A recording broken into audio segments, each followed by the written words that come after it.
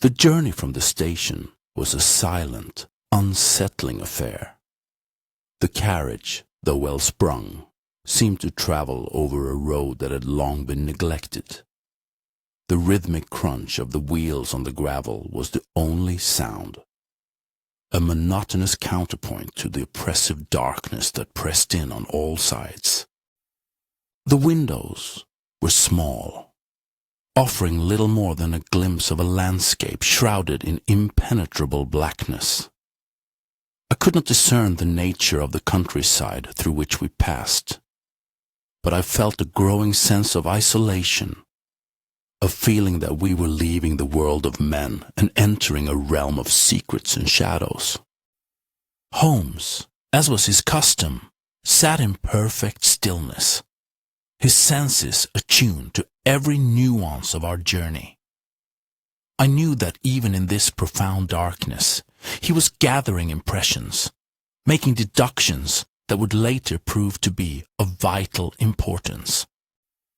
He was like a master mariner, navigating by instinct and by the subtle currents of the unseen world. I, on the other hand, felt a growing unease.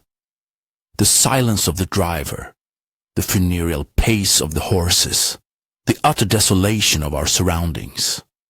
It all combined to create an atmosphere of intense foreboding.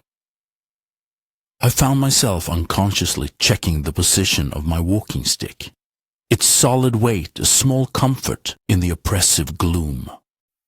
After what felt like an age, the carriage slowed and made a sharp turn. The gravel gave way to a smoother, yet more uneven surface, suggesting a private driveway that had fallen into disrepair. Through the window, I saw the dark skeletal shapes of ancient trees, their branches clawing at the night sky. The air grew heavy with the scent of damp earth and decaying vegetation. We were approaching the manor, and my sense of apprehension deepened with every turn of the wheels. Finally, the carriage came to a halt before a vast dark edifice that loomed against the grey, starless sky like a monstrous beast. Blackwood Manor. It was a place that seemed to have been born of shadows. Its architecture was a severe, imposing example of the Gothic style, with sharp, pointed gables, narrow slit-like windows, and a host of gargoyles perched on its stone ledges, their grotesque faces twisted into silent, eternal screams. The stone walls were dark with age, and stained with patches of creeping ivy, which clung to the surface like a living shroud. It was a house that did not welcome, but rather intimidated, a place that seemed to guard its secrets with a grim architectural scowl. The grounds surrounding the manor were in a state of profound neglect.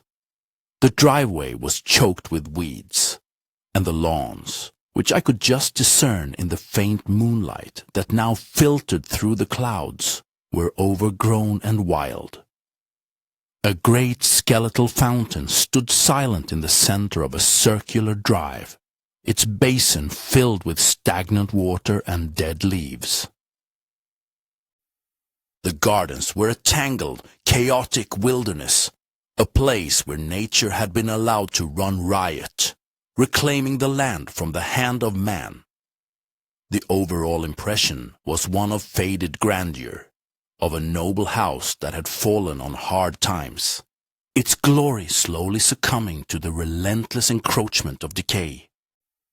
The carriage door was opened by the same silent driver, who gestured for us to alight. As my feet touched the ground, a gust of wind swept through the skeletal trees, producing a low, mournful moan that seemed to be the voice of the house itself.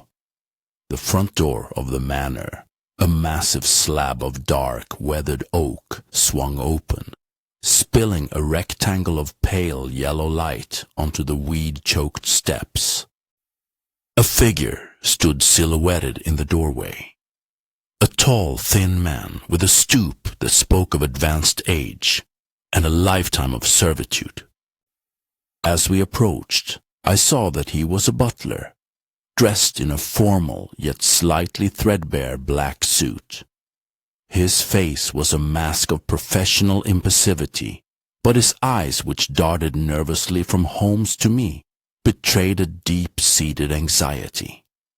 He held a silver candelabra, its flickering flames casting long dancing shadows that seemed to writhe and twist like living things.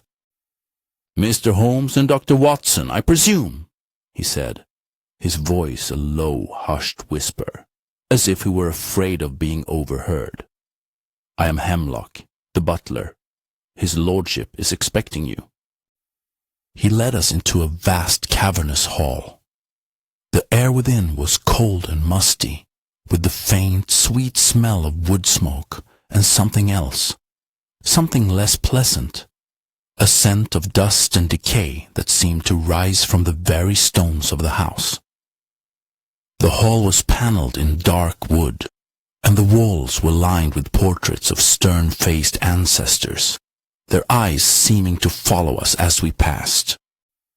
A grand staircase, its banister carved with a host of grotesque figures, swept up into the shadows of the upper floors.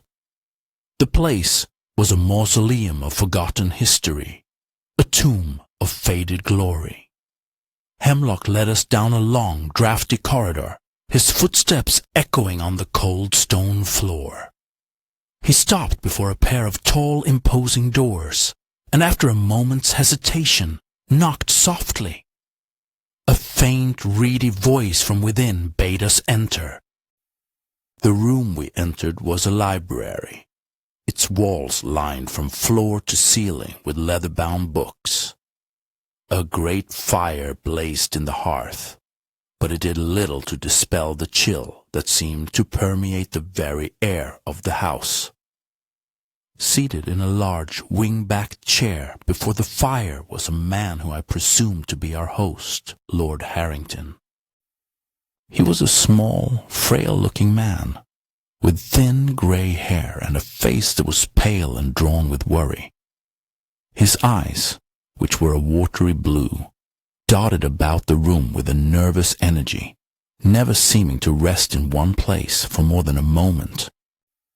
He was dressed in a velvet smoking jacket that hung loosely on his thin frame, and his hands, which were clasped together on his lap, trembled with a ceaseless, agitated motion.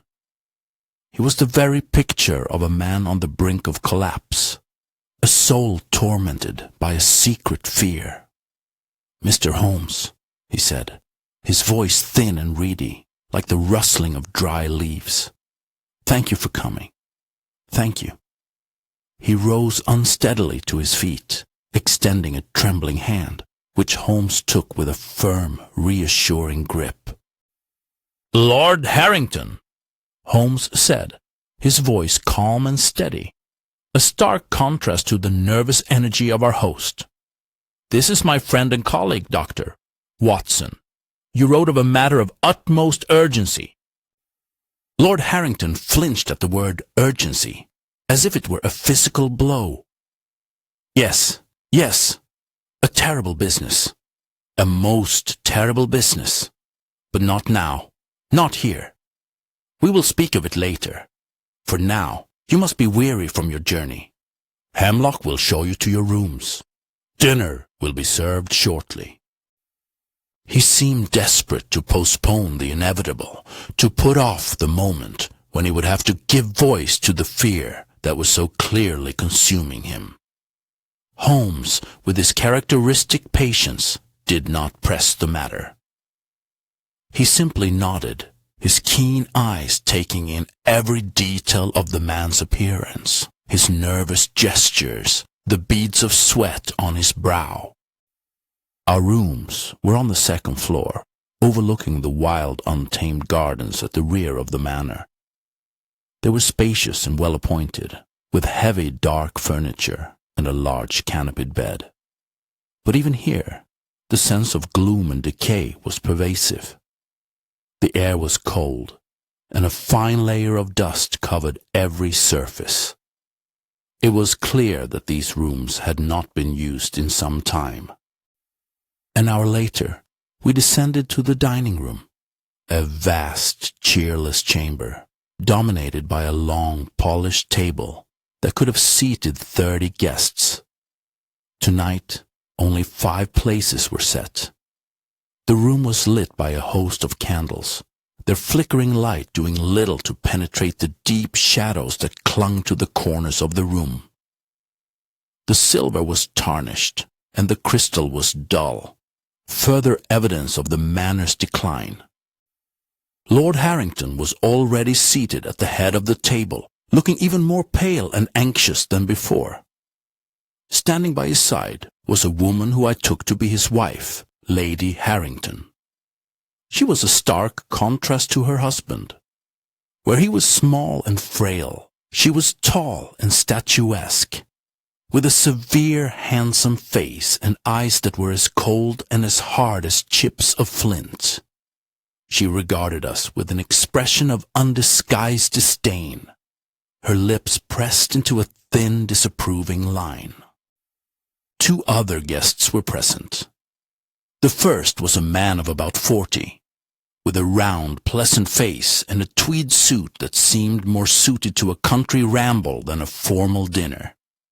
He was introduced as Mr. Alistair Finch, a visiting botanist who was, we were told, studying the rare and exotic plants in the manor's greenhouse.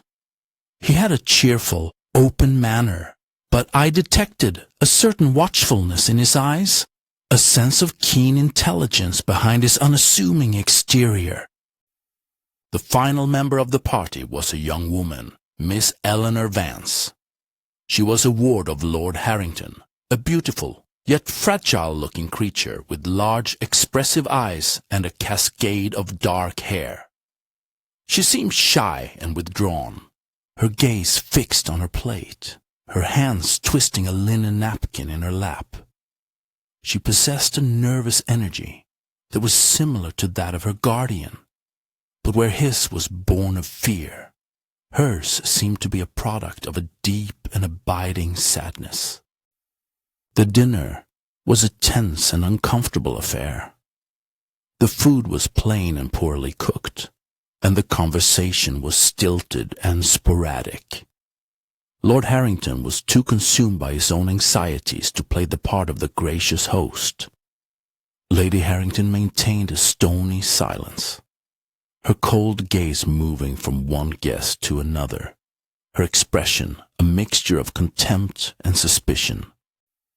Mr. Finch attempted to engage in some light-hearted conversation, speaking with enthusiasm about his botanical research, but his efforts were met with little response.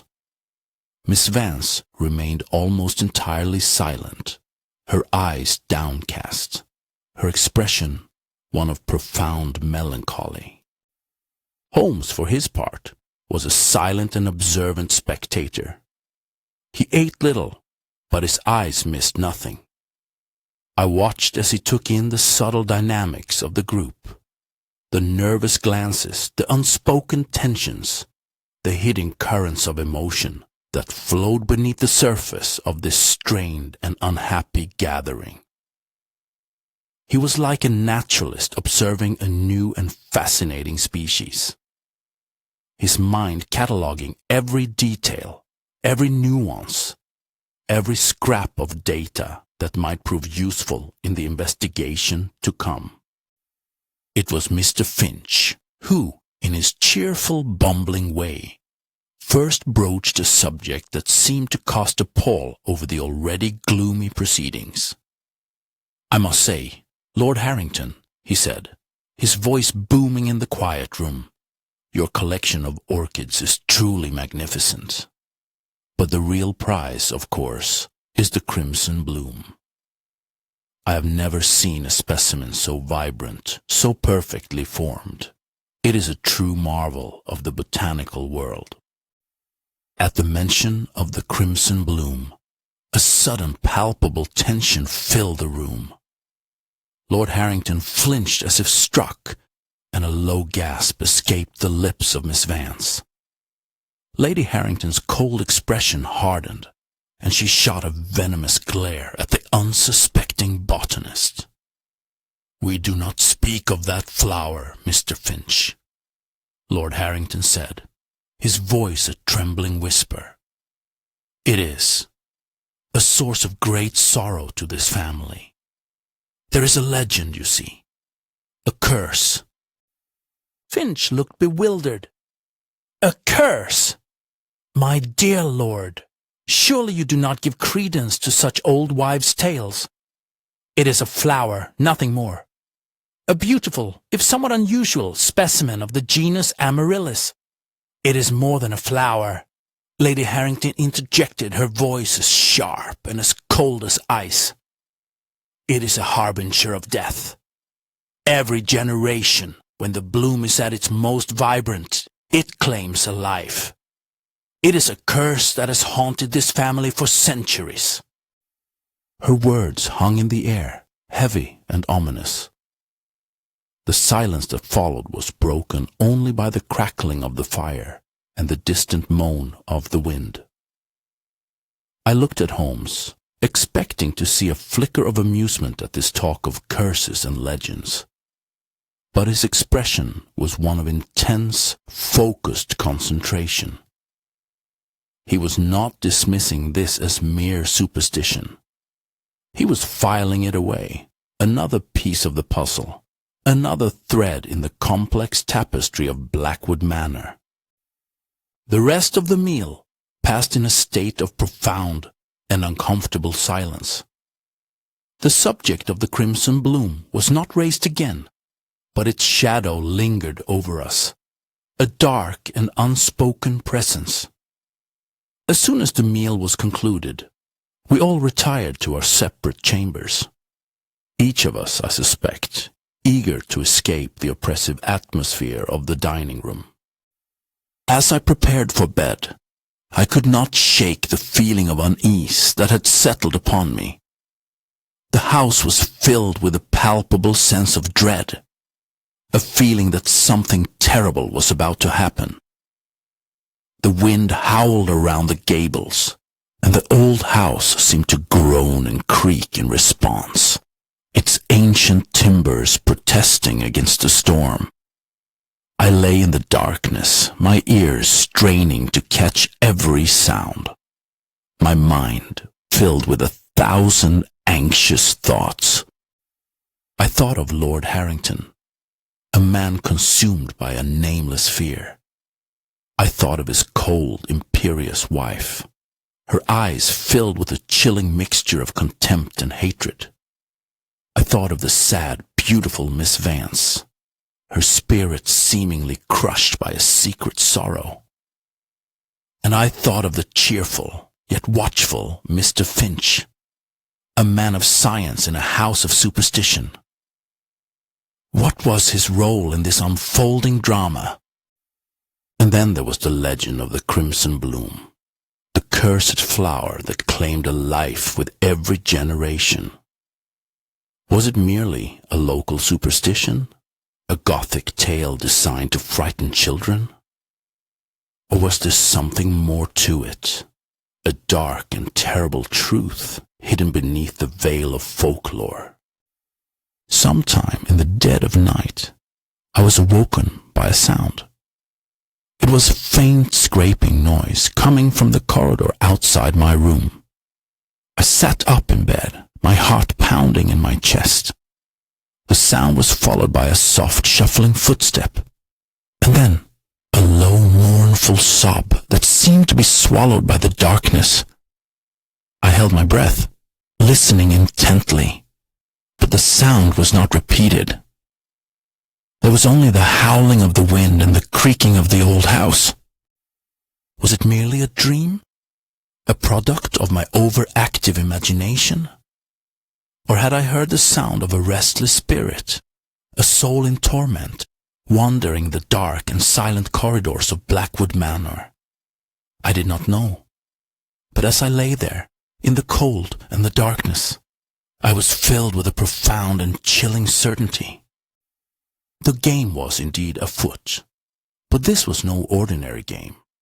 This was a game of life and death, played out in a house of shadows, a house of secrets, a house that was about to be touched by the cold, unpitying hand of murder. And we, Holmes and I, were standing at the very heart of the storm.